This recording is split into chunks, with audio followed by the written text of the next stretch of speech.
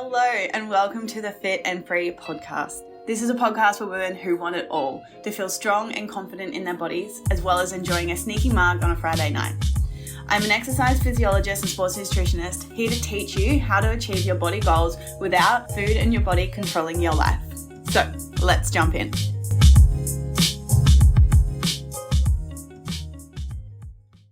Hello you guys and welcome back to another ep of the Fit and Free podcast. I'm so excited to be sitting down and recording this episode because it feels like so long since I've sat down and recorded a solo ep for you guys. So leading up into the Fit and Free Academy launch, I did a lot of batch recording. So I did a few episodes a week. So over the last couple of weeks, I've actually had space to have a break because I had pre-recorded episodes. And then the last couple of weeks, I've been really having some amazing conversations with some real like-minded people and bringing you some guest interviews instead of the solo eps.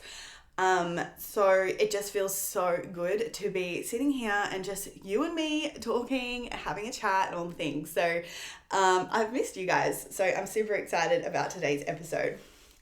So just a little bit of an update in terms of what's going on in my world right now is, of course, we just had the Fit and Free Academy launch and oh my God, like the ladies inside this round, absolutely so amazing and they're so inspiring.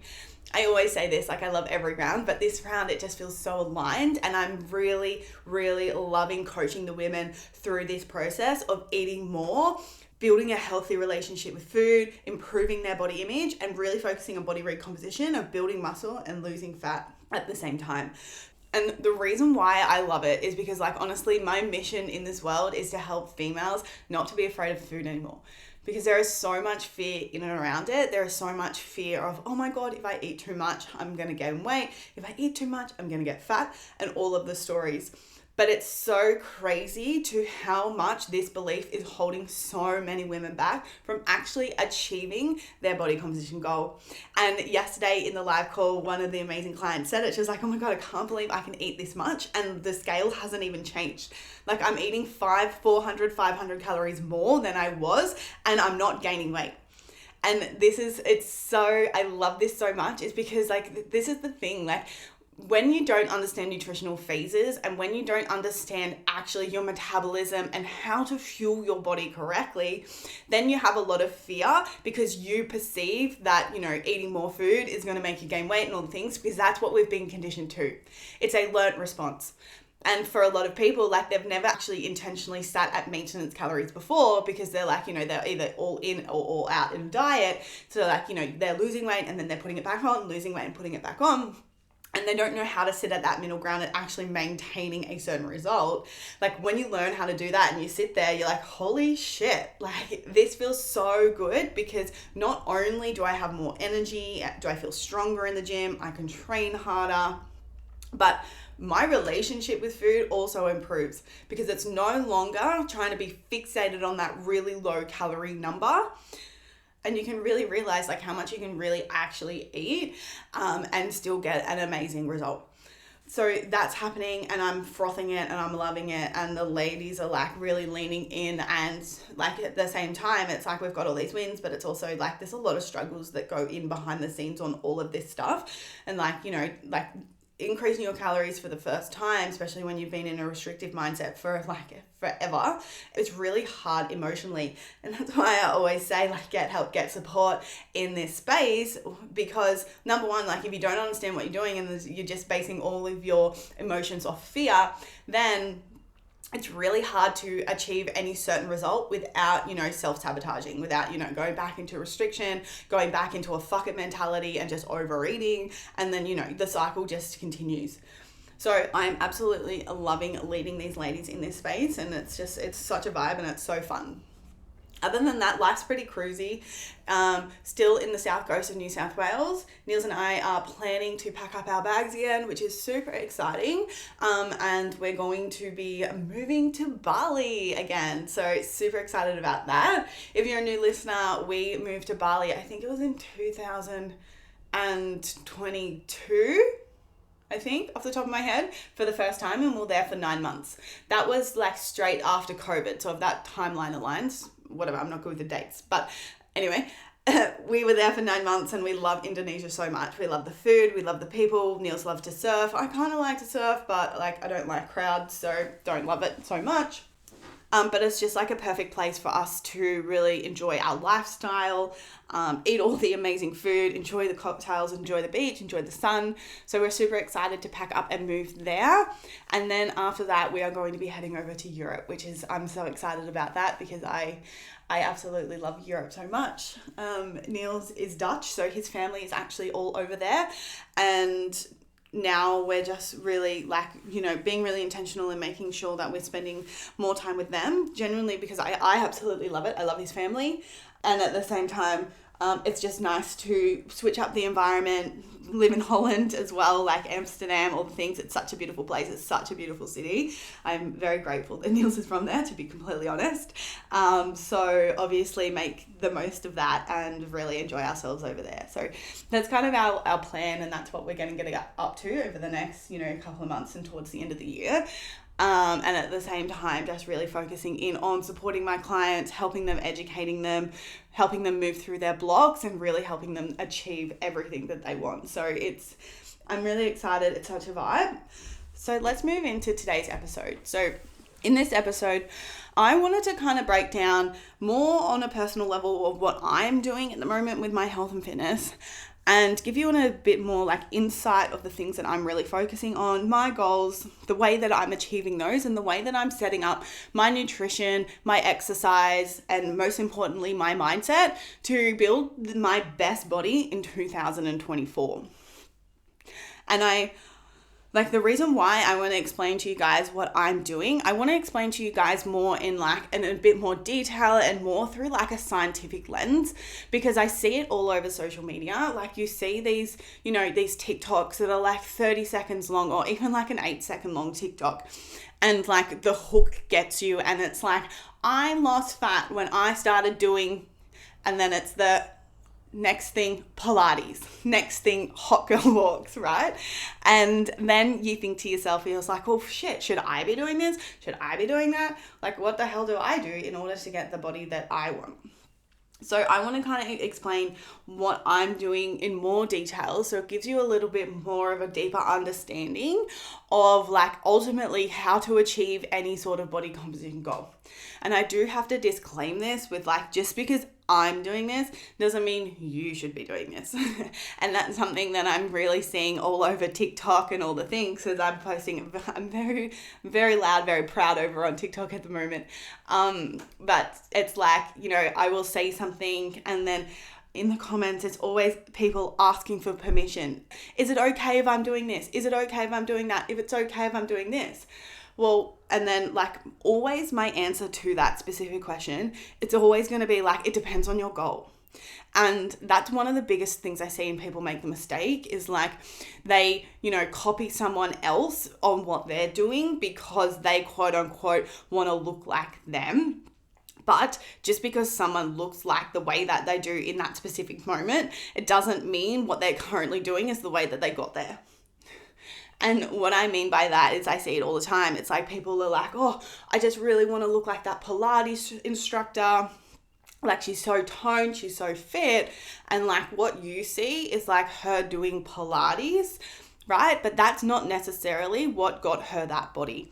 So like, I often go and look on social media, and sometimes you see it all the time. It's like a Pilates instructor will actually show their entire week of workouts, and more often than not, they're lifting weights with doing Pilates, right? And then a lot of people have this belief because it's a Pilates instructor to being like, oh my God, she's doing Pilates. She's a Pilates instructor. That's muscle what she does. So therefore that's how she got that body. So I should be doing that as well. And this is the problem. It's because like, you're copying and pasting, what you should and shouldn't be doing based off what people look like, rather than looking at from a goal lens point of view, right? Because like at the end of the day, like you look at a Pilates instructor or you look at, a fit gym girl and you're like, shit, like I want glutes like her, right? Or you look at the Pilates instructor and you want like a toned, lean, fit body like hers, right? then you have to ask yourself and set the goal is like, well, how do I build muscle and lose fat? What's the most optimal way in order to achieve the actual look of the body composition? So building muscle and losing fat. And what's the best way to do that? Because then you can really reflect on that and being like, well, hang on a minute, Pilates is actually not the best way to build muscle. Pilates is so good for so many reasons. It truly is. I love Pilates. It's really good for muscular endurance, stability, mobility. Like there are so many benefits of it. But like if we want a perky butt, then that's not going to give us that, because what is a perky butt? A perky butt is a butt with muscle on it. And in order to get a perky butt, you got to build muscle in your glutes. And Pilates is not going to give you that look. Right? And that's why it's really important to always look at like whatever your body composition goal is through the lens of like, okay, what is the most optimal way with my nutrition and exercise to get there? And then also at the same time, how can I tie in the things that I really love to do inside a beautiful balanced exercise routine? And that's something that I'm really always helping my clients with. It's like they come to me and they're like, oh, I love Pilates, I love running, but I really want to like really have a juicy toned butt. How do I do that?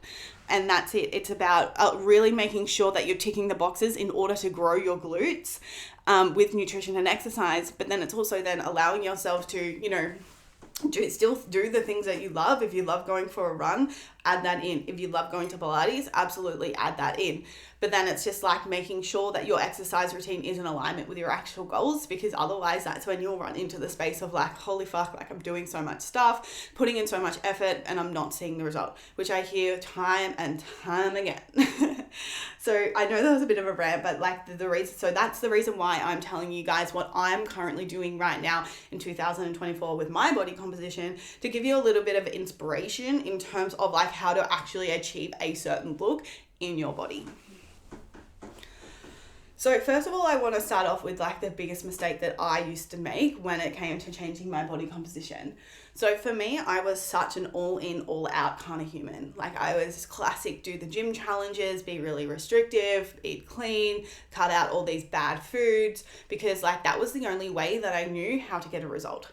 Because anytime I did do that, like my body got quote unquote smaller, of course, because I was so fucking restrictive. But then the problem with that was like, because I was so restrictive, what happened? What's the opposite of that? I was so non-restrictive half the time.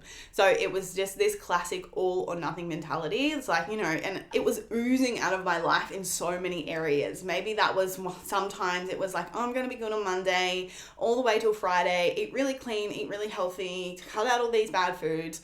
And then it gets to the weekend, all of a sudden I go out for drinks on Friday night. I've had like fucking 8 margaritas and I've eaten all this shit.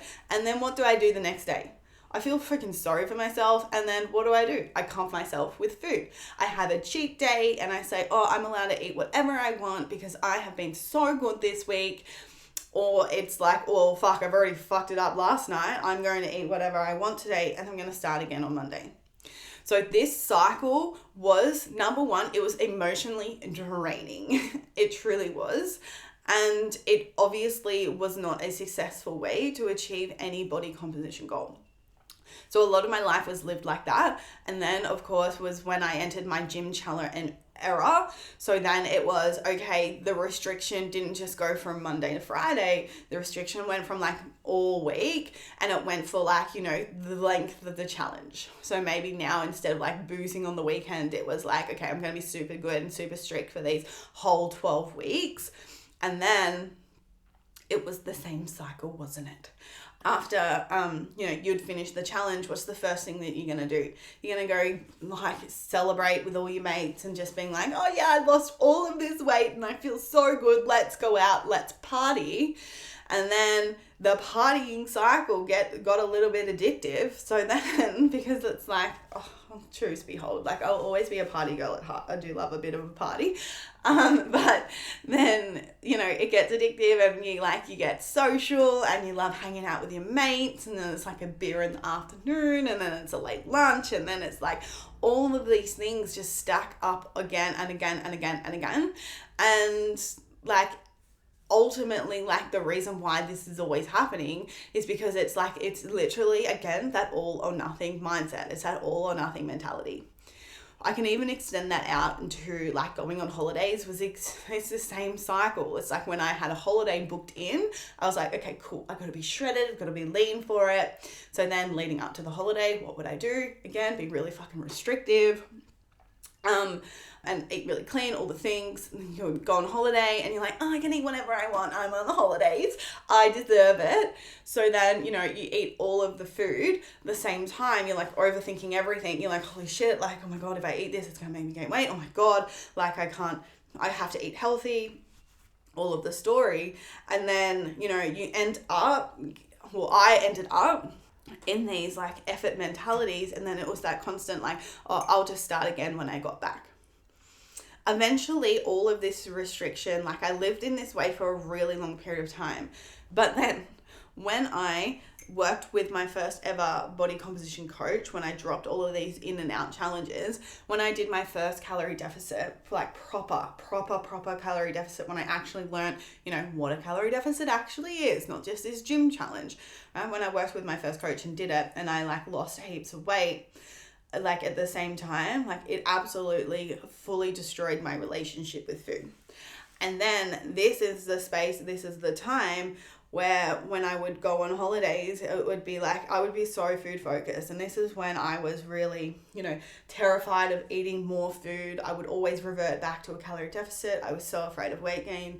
I was so I would, avoid foods that I knew that were higher in calories. I was looking at food as calories and numbers and not as nourishment and fuel. Like my relationship with food at this time was pretty fucked, and it absolutely controlled my life.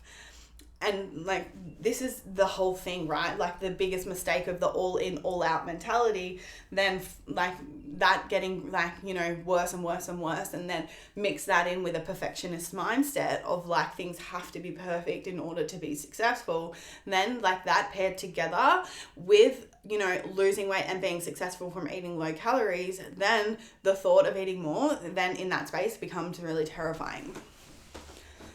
So through this experience was one of like the biggest lessons that I absolutely learned was like I did a calorie deficit, and I see this all the time is people do a calorie deficit, but their goal is to be toned. Their goal is to have juicy glutes. Their goal is to have abs, right? Their goal is to have nice toned shoulders, toned arms, right? But like if you have never intentionally taken the time to build any muscle, like if you are a hardcore cardio bunny, if you feel like you have to do like more than 10,000 steps every day, if you're really focusing on burning calories, and with your nutrition, you're always focusing on eating like the lowest amount of calories as possible. Like, you're filling up with cauliflower rice, zoodles. You avoid foods that are too high in calories because they are like what's the point of eating those, because they're going to take up a quarter of your day, right? Like if you're in this headspace and like, you actually don't have a healthy relationship with food, because guys, red flags that you do have an unhealthy relationship with food, then like I could probably guess, like no matter how much weight you lose, you're probably still not going to be happy with your body composition because you still don't look lean and toned. And I had to learn this the hard way. I absolutely did, because I lost weight. I did a calorie deficit and I was like, holy shit, like I just look like a smaller version of myself. I don't look like fit, toned, energized, strong, all the things that I was really wanting to look like. So the reason why I tell you this, because I see this all the time, is people make that same mistake, is they think that just losing a bunch of weight is going to give them that they're going to look like a toned gym girl. But unfortunately, the only way to look like a toned gym girl is to build muscle.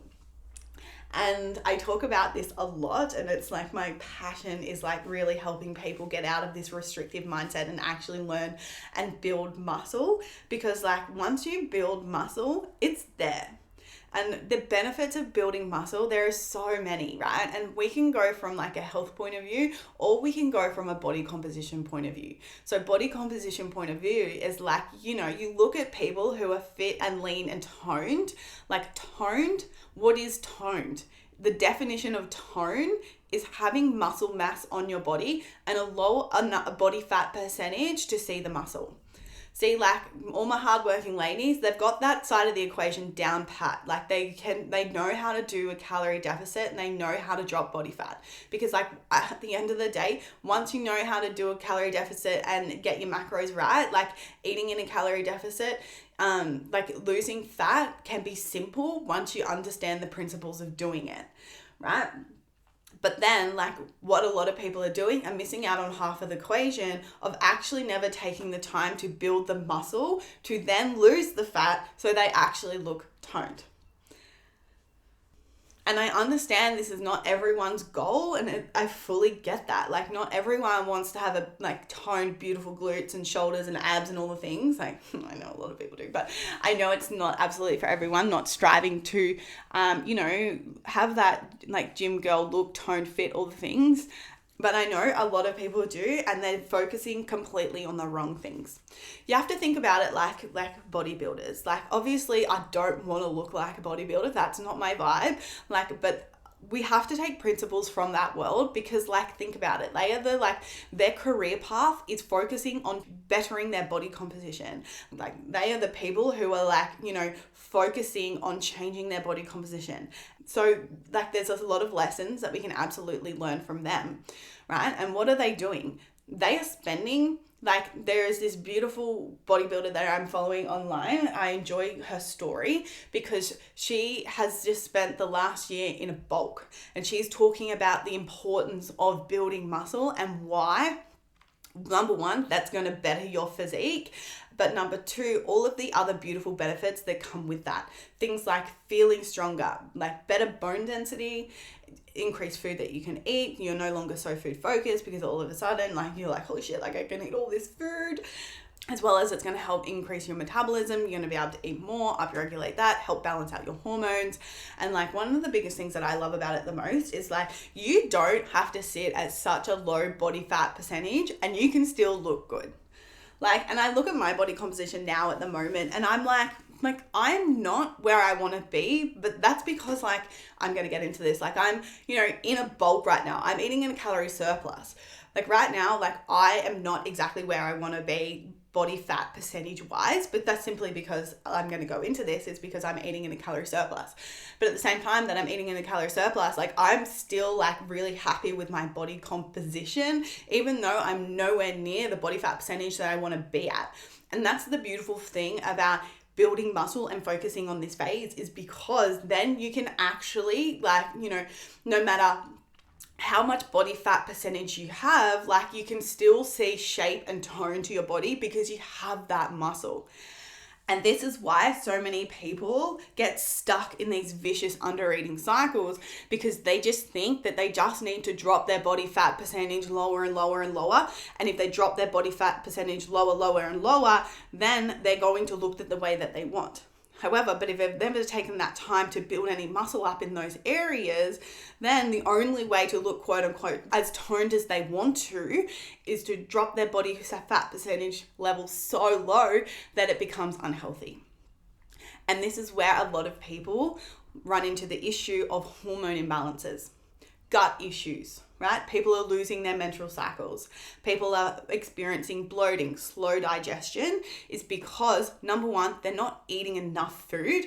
They're not fueling their body with enough nutrients, right? They're missing out on essential nutrients that the body needs. And don't even get me started on what it does to you psychologically because then you get so food focused and it's oh my God, I can't eat too much. I'm going to gain weight, especially when you're in this space of eating really low calories and not much muscle mass on your body. It's because eventually your body does adapt to this low amount of calories and this high amount of exercise. It's when you slow down on the exercise or when you eat a little bit more, your body is it will gain weight a lot easier. So this is why it's really, really important to being more intentional with your nutrition, your body composition, and cycling through phases of eating in a fat loss phase and then cycling through with either a maintenance phase or in a surplus phase of a building muscle phase. And this is where we can go back to the bodybuilder example. It's like, you know, they're spending 8 months, sometimes like the smart ones, right, are spending longer in these surplus phases to a year to better their body composition. So they actually build muscle. They actually have glutes when they decide to then drop the fat. Right? And the other side of it is like when you start cycling through these nutritional phases of eating in either at maintenance or in a surplus and then cycling back into a fat loss phase, like your fat loss phase becomes hell of a lot easier. Long-term fat loss becomes so much easier when you spend more time out of a calorie deficit intentionally building muscle.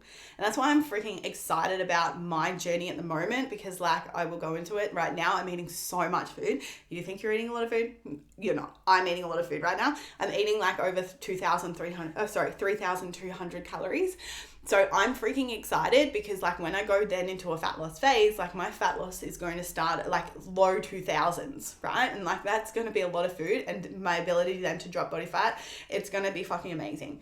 But that's because I spent so long out of a calorie deficit, focusing on building up my calories, focusing on getting stronger in the gym, focusing on being uncomfortable at the beginning, because like don't get me wrong, like when I first started all of this journey of eating more, it was fucking uncomfortable. Like when I went from eating nothing to eating enough the first time, like that was the hardest thing that I ever had to do with my body composition, right?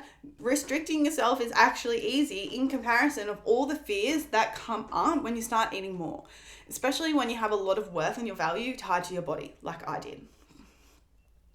Okay, so now I wanted to dive into, so now you've probably got the idea of like my goal at the moment is really about building my best body yet in 2024. So I'm in a building phase. My goal in 2024, and I have decided to extend it out for the rest of the year because I'm loving it. I'm enjoying it so much. I'm so enjoying getting stronger in the gym. Like it's addictive. Like being able to hip thrust, 110 kilos for 12 reps. And like, a few months ago, I could only do like 110 kilos for like 5 reps, right? Like my strength is really exponentially getting so much better, and I'm frothing it.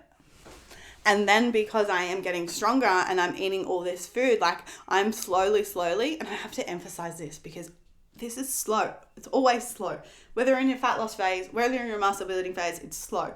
I'm slowly building muscle, and I am absolutely loving it. Like I'm loving seeing my glutes grow because I naturally, just genetic wise, like I've got a flat butt. I always have. I've always got a little pancake butt.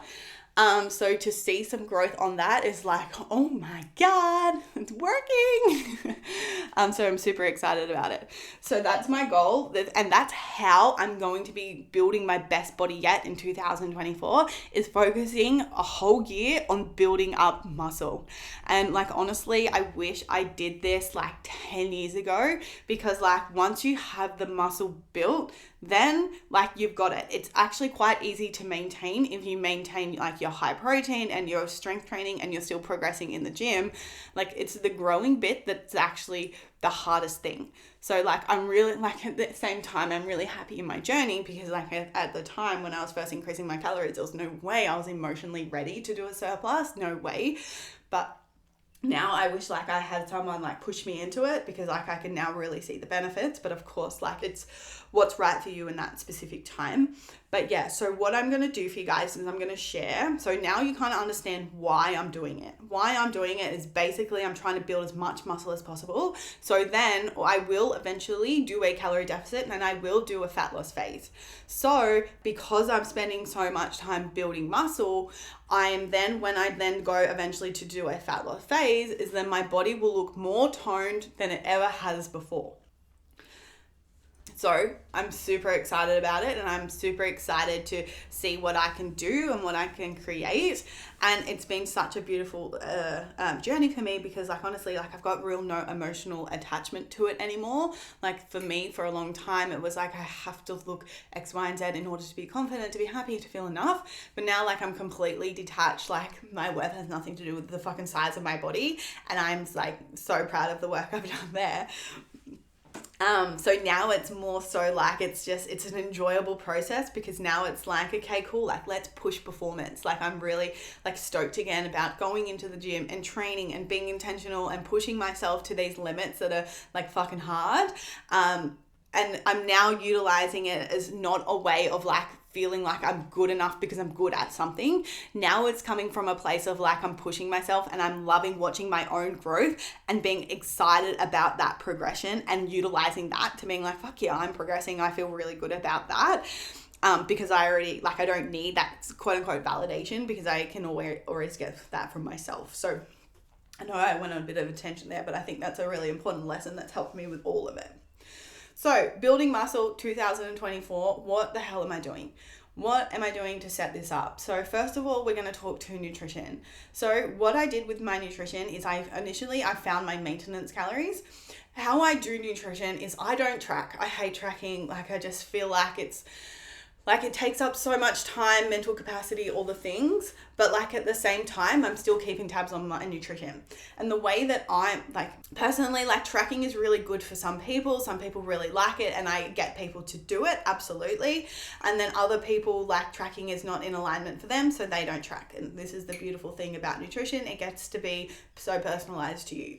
But for me, I do not like it, so I don't do it.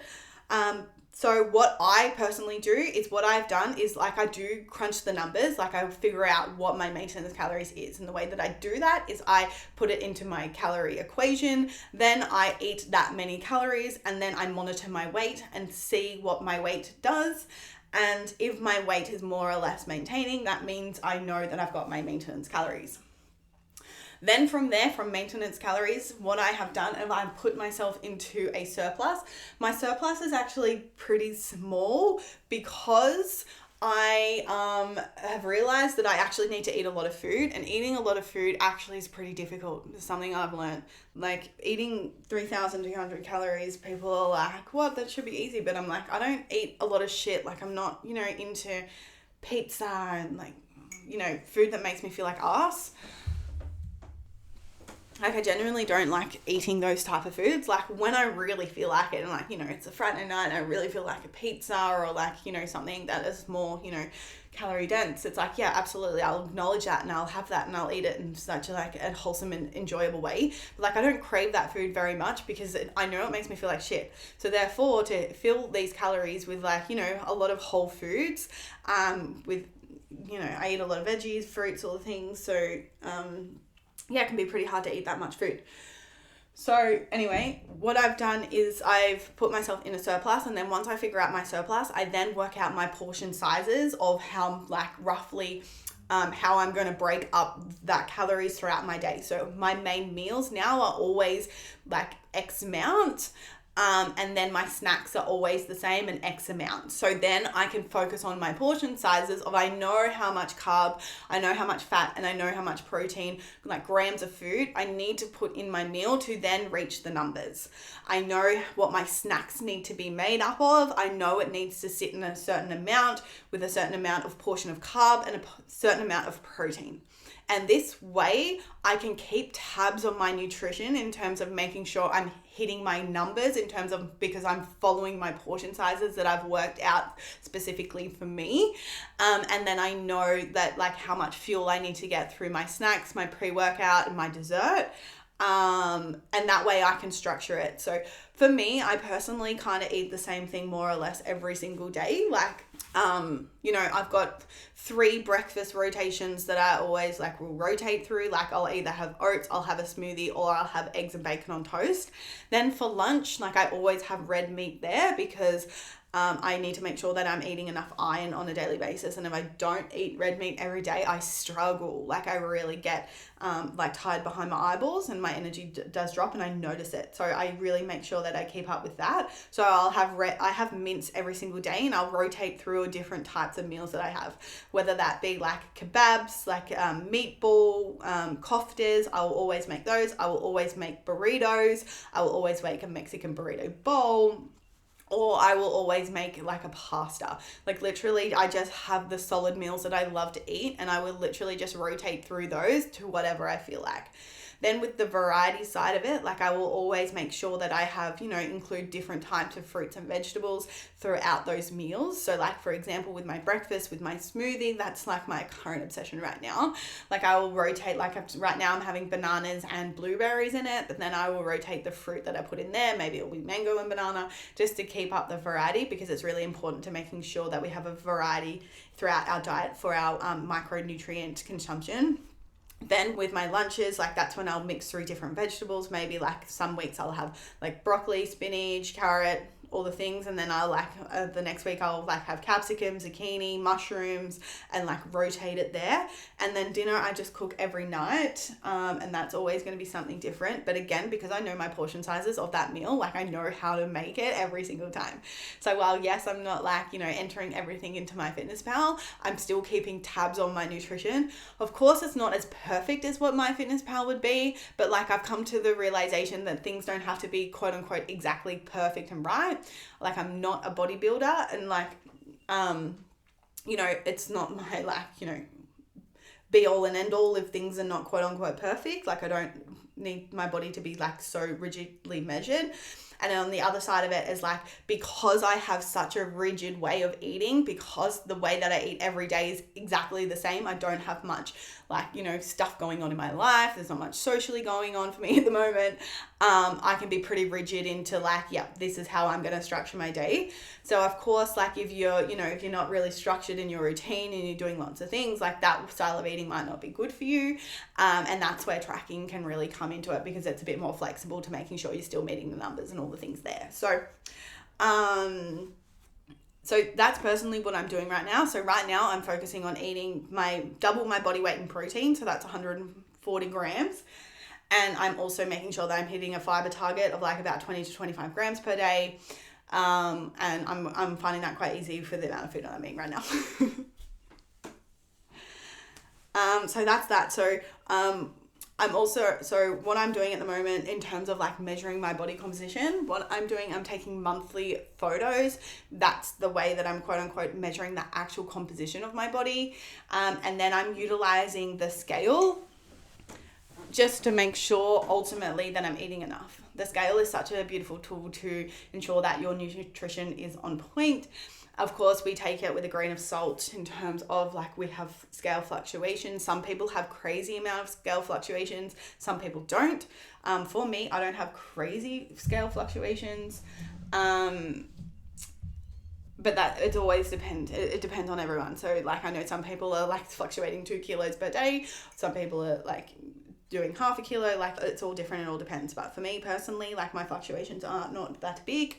So then I'm utilizing the scale to making sure that I am ultimately gaining weight, because that is my goal right now. And I am slowly gaining weight. Like I started off this journey at 65 kilos. For reference, I'm 172 centimeters tall. I'm pretty tall. And on the scale, I weighed myself a couple of days ago and I'm sitting at 68.7. So like a total of 3 kilos, 0.7. That's how much it's gone up. So that's how I know like my surplus is all not that big. And it's so crazy to me because my body composition hasn't obviously gained so much, in the time frame. So that's how I know I'm not in a massive surplus, but I know that I am because I have gained weight. And I can notice my body changing in terms of like, for me personally, I hold weight on my stomach, and I have definitely noticed my stomach gaining like a little bit more body fat than it had before. But then also like the coolest thing is like I'm looking at my progress photos and I can see the muscle change, which is like so fun for me. And I love that so much. So yeah, so that's what I'm doing. That's how I'm monitoring my progress.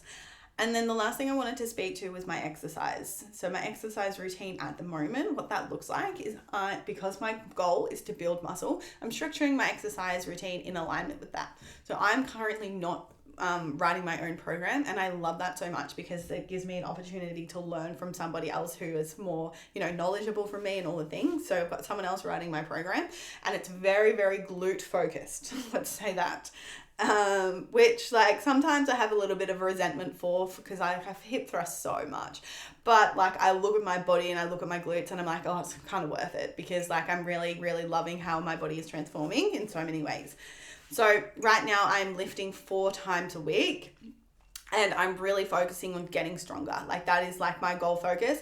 And I'm really making sure that I'm training at the right intensity. So across the month, what I will do is week 1 for me is always a deload week because as I go through the month, it goes like a 6 out of 10 effort, 7, 8, 9. And that 9 out of 10 effort is fucking hard, right? Like that's where I'm pushing like too close to failure.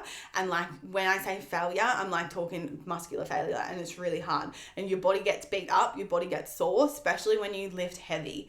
So therefore I'm like so always grateful for that next week of that 6 out of 10 again, because I'm like, holy shit, like I actually need to like have a break, and having that deload week is so perfect, because then you can find your form again, find your weights, find your exercise, find your routine, and then slowly build that up in the month. And that style of training is like, I'm loving it in so many ways, because like not only am I seeing my progression in all of my lifts, I'm also looking after my body and my recovery. Because that's the biggest thing. Like if you're not recovering properly from your exercise, then you're not going to be able to push hard enough, and therefore you're not going to see good body composition changes, because you're not training at those right intensities frequently enough, and overall you're not progressing with your lifts over time, so which is like the most important thing when it comes to changing your body composition. So I've also incorporated one cardio session a week, and the reason why for that is like simply for my mental health. I've been struggling a bit with like depressive feelings a lot, and I know that exercise has so many benefits in regards to mental health and helping you with serotonin and all the things there. So that's why I've intentionally started doing one cardio session a week to help me with that. And I actually think it really has helped and made a difference. So that's the reason why I'm doing the cardio. It has nothing to do with burning calories or all the things. It's literally for my mental health. And I'm really enjoying that. And then in the gym, what I've been really focusing on is setting some real good performance goals. So I have really something to be working towards. So like last year, I set my goal as the 10 chin-ups, and I got that, and it was such a cool feeling. Now my goal is more so in and around deadlifting and my core. I really want to focus on being able to do 10 toes to bar, and I want to get a 100 kilo deadlift.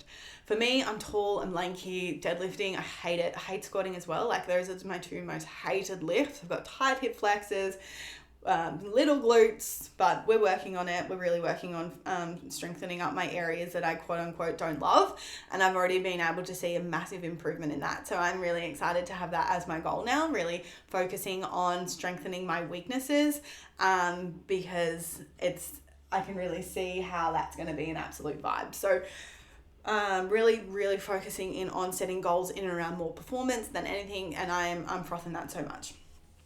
Then lastly, like my steps, I'm sitting at about like 5k a day. I'm not really doing much at all, to be completely honest, and I'm intentionally doing that. So the reason why I'm intentionally decreasing my steps during this phase is because like when eventually I go into a fat loss phase, then I can pull the levers on different areas. Like I can pull the lever on my nutrition, eat a little bit less, but then I can also pull the lever on my exercise, my movement, and increase that a little bit to help me with the calorie deficit. So setting myself up really for ease through the fat loss phase is the main reason why I'm limiting my steps. The other side of it is just to making sure that I'm fully recovering as well. Like, of course, active recovery is really good, but like I was a bit of obsessed with making sure that I was getting 10,000 steps every day. And honestly, like actually it got to the point where I was a little bit addicted to it. I'm not going to lie to you guys. So I had to do the 10,000 steps. So actually taking a step away from that and really actually forcing myself not to do that many steps and like building the evidence, and I'm not going to gain fat, I'm not going to gain weight, all the things, has also helped, not just from like, setting myself up for success with my fat loss, but also like from a mindset point of view, realizing that like, it was all in my head, it was all crazy, and I haven't gained like heaps of weight, haven't gotten fat from reducing my step count. So that has also been a pretty good win for me. So overall, that's it. That's what I'm doing at the moment. I'm focusing on my strong girl era, building as much muscle as possible, and then so that eventually when I am to do a fat loss phase, I actually look the way that I want, and I'm pretty excited about it. And like, honestly, I didn't actually think that I was going to enjoy it this much. Truly, I'm absolutely loving it. And I know it's not for everyone. Like, I totally respect that and I totally get it. Like, some people just want to lose a bit of weight and feel good and be happy, all the things. But I really want to inspire those who really do want to get it and get in the gym, grow their glutes, get beautiful shoulders, abs, all the things, build some muscle so that you actually look lean and toned if you then do the calorie deficit.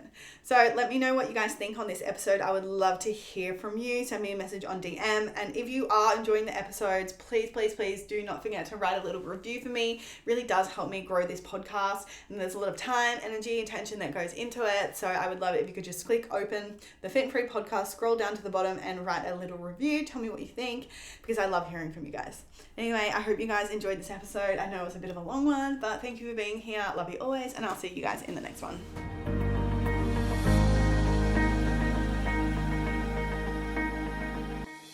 The number one challenge that all my clients face before we start working together is a lack of clarity on how much and what to eat to lose weight. Often they are making two huge mistakes: constantly trying to skip meals or eat under 1,600 calories. Secondly, only allowing themselves bad foods like chocolate on the weekend, but end up binging, all to tell themselves they're going to start again on Monday. If you feel like you have tried every diet under the sun and still can't figure out what to eat to achieve your weight loss goals, take my free 2-minute quiz. You can find the link in the show notes down below, and it will help you figure out exactly what you're doing wrong with your nutrition and exercise, and exactly what to do to fix it so that you can finally be confident in your body and achieve your weight loss goals.